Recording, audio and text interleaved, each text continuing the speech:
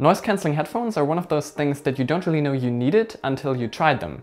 But unfortunately, the most famous options like the Bose QC35s don't make the category very accessible to get into. The Sony XB950N1s were also very highly regarded when they came out a few years ago. But now that they dropped in price so much, we have to ask the question, are they still any good? Hey, I'm Brian and this is my review.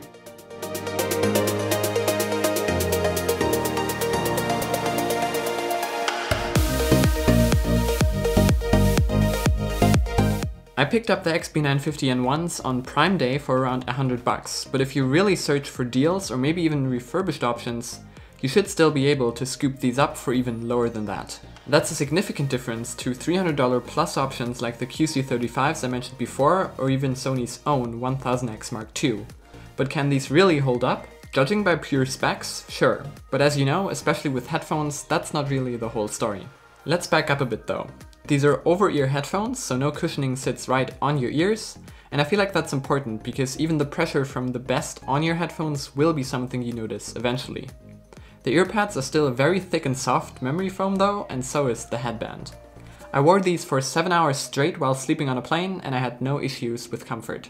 The headband is metal, but the rest is hard plastic. It doesn't feel cheap, but it's certainly not the nice soft touch from the more expensive models. The adjustment mechanism and the whole construction feels very solid, despite the headphones being very flexible. They fold up and also flat with the rotating ear cups to make them easier to carry in different situations.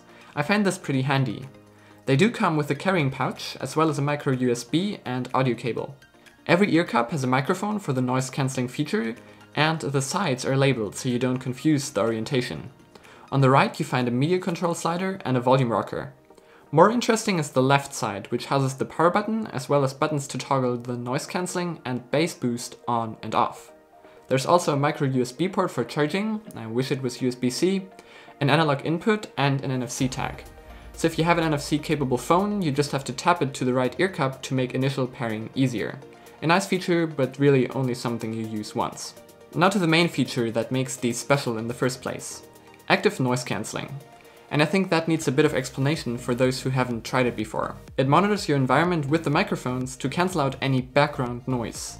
I'll link a tech quickie video on how it works in the cards. But that's important, only background noise. You'll still be able to hear voices as well as before, maybe even better.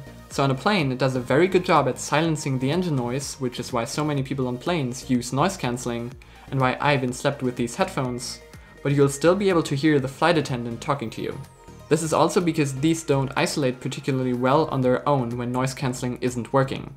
They're a closed back design, but the passive noise cancelling isn't as good as other headphones. The active noise cancelling isn't noticeably worse than more expensive options. It does a very good job at blocking out the environment. But they do create a noticeable background hiss, which the QC35s don't have, for example. Now mind you, it's still a lot better to hear quiet hiss than loud engine noise. But let's get to the real deal, sound. First of all, keep your hands away from that bass effect button. It makes the bass way overpowered. Honestly, with it on, they sound close to beats and it just makes the sound worse in my opinion. That's because on their stock setting, they actually sound really good. They have a very flat sound with pronounced highs for the vocals and also good bass even so. The mids sometimes seem a little suppressed, but that's not because they really are, it's just that the other frequencies draw more of your attention. It's overall very detailed and pleasing. You could definitely get a lot worse, even at the normal price of these, but for $100 combined with all the features, it's just great. The not super isolating design also leads to a pretty big soundstage for closed back headphones. And with the app you can even enable virtual surround if that's your thing. Lastly, how long do they last? If you listen to them without noise cancelling or just have noise cancelling on without music when you're wanting to sleep on a plane or train for example, they last more than 20 hours, which is a lot, but actually very normal for big wireless headphones. It's a bit less if you listen to music with noise cancelling on at the same time, but you should be fine with these even on the longest flights. Which is important because they do take a few hours to charge back up. So what's my conclusion? Should you still buy these, and am I happy that I did? Well, fortunately headphones have the advantage of not really becoming outdated, and these launched at $250, so they're a really great value now. They have all of the features of the more expensive offerings, and they just lack some of the polish when it comes to sound quality and the execution of the noise cancelling. But both of those things are still really good on here. So if you sit on planes a lot like I have throughout the last month, then these will make that experience a lot more pleasant. If you enjoyed this video, you know which buttons to press, and don't forget to press that follow button on Twitter. I'm Brian, thanks for watching, and I'll see you in the next one.